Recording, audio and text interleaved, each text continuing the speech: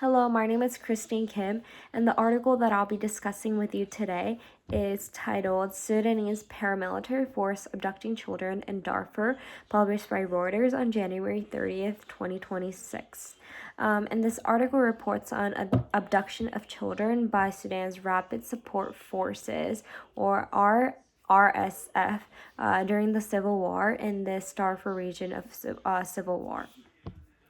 And the article reports that these abductions have been happening during attacks on civilian areas, especially after parents have been killed or the families of the children have been forced to flee away from the area. And the civil war initially started in 2023 with the conflict between National Army and RSF. And this conflict has significantly weakened central government, leading to the control of these areas by armed groups. And this is leaving a lot of vulnerable population, especially children, without proper protection. The article explains that the children may be used for forced labor, recruitment, or displacement, and all of these things that are happening to the children by this abduction is seriously violating international humanitarian laws. I think this conflict really shows what happens when a state collapses and armed forces get to control the area and the people without proper regulation.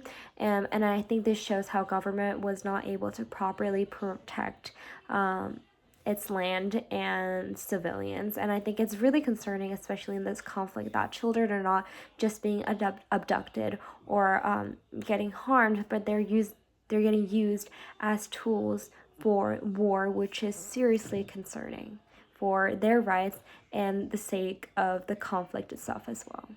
And I think this also illustrates the lack of international and how there's a limitation in international intervention. And I think a possible solution could be more international pressure on these groups that are abducting children and causing these violations of basic human rights.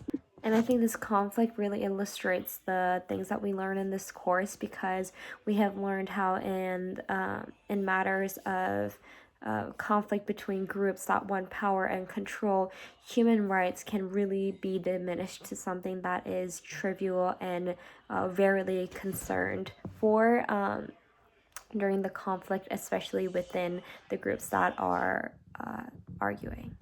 And I think one question that I have after reading about this conflict is, when the government cannot and will not protect its people, like the conflict that we see here, especially these vulnerable population like children, when is it appropriate for international community to intervene in these national matters to protect human rights? The article will be linked in my description, and thank you so much for watching.